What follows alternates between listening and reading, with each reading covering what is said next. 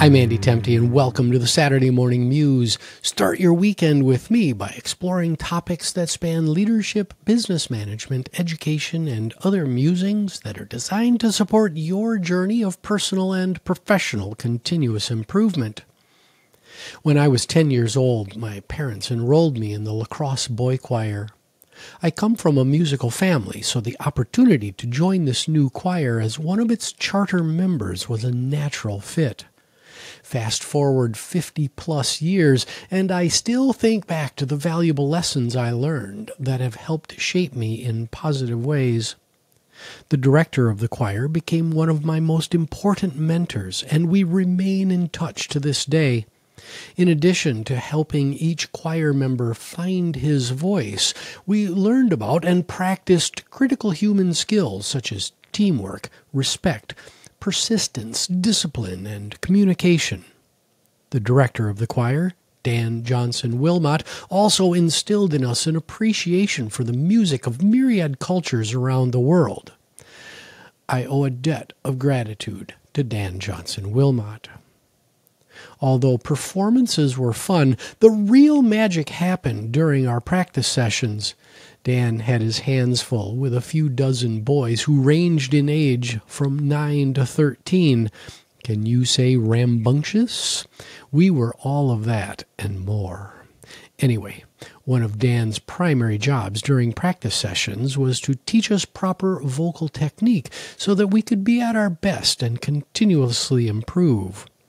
Each one of us was a lump of clay that needed to be molded into the best possible version of ourselves so that we could meaningfully contribute to the success of the choir as a whole. Now, if you've done any singing at all, you know that a strong air column is a foundational requirement for making any kind of useful noise. It's very difficult, if not impossible, to establish a strong, sustained air column without good posture. During practice, Dan's cue to get us to sit up straight was to visually demonstrate good posture from his conductor's podium. If one of us was slouching, we would sense his powerful gaze drilling a hole in our head, and we'd usually snap to attention after seeing his over-exaggerated body language. On occasion, the more recalcitrant in the group would find Dan's knuckle in the middle of our backs as he wandered about the room, catching our unfocused pre-adolescent minds off guard. Remember, this was the early 1970s. I was a member of the latter group that received this more vivid, tactile reminder to sit up straight. Now, my voice changed during the spring of the 7th grade. My soaring first soprano voice became a crackly mess almost overnight. I had to say goodbye to my friends in the choir and the wonderful experiences I had as a member. Fortunately, many of the lessons I learned have stayed with me and have resurfaced at opportune times throughout my life. One of those lessons is posture. Not only did good posture aid a strong vocal column, good posture sends many nonverbal signals to the people and teams you interact with on a daily basis. Here are a few reasons to focus on posture. Number 1 is health and well-being. Next time you're in for a physical exam, ask your doctor about the benefits of good posture. They will tell you that good posture puts less stress on bones and joints, enables easier breathing, promotes spine and neck health, and helps with mood and energy levels. Your body was not designed to slouch, slump, and hunch for extended periods of time. Number 2, self-confidence. Nothing says you've got this more than good posture. Many people will tell you that clothes make the person, but those clothes have to fit onto a frame, your frame. So before you go out and spend big money on a new wardrobe to boost self-confidence, make the time to invest in posture by strengthening both mind and body. Step number 1 on the journey to greater self-confidence is to be comfortable in your own skin, and the support for your skin is your skeletal frame. Forget about unachievable body ideals that are thrust upon us by advertisers and the media. Instead, strive to be the best possible version of you in this moment. Focusing on good posture can go a long way toward building self-esteem. Number 3 is showing up.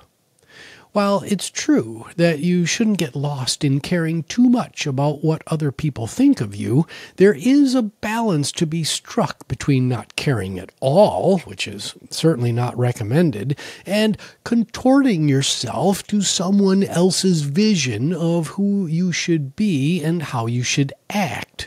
I also do not recommend that tack. In my first book, Balancing Act, I talk about using the light in your eyes as a signal to the outside world that your work and your contributions will matter, that you're there to make a difference. Shuffling into a room with your head down dims that light. If you want your light to shine brightly for all the world to see, then chest out, chin up, shoulders back. Bring posture into your active working memory. Now, I've fought with poor posture my entire life. I've been that guy slouched in a chair in the corner of the room, wondering why I wasn't getting the attention or promotion I thought I deserved. There was a time when I thought poor posture was cool. I'm thankful for the lessons Dan taught me about the importance of posture, and I'm thankful for my wife Linda, who introduced me to the benefits of a yoga practice several years ago. If you want to improve your posture, there are 3 things that you can do. Number 1, begin to actively think about it. Bring posture into working memory. Second, add yoga to your daily exercise routine. Good posture relies on all sorts of small muscles that yoga helps develop and maintain.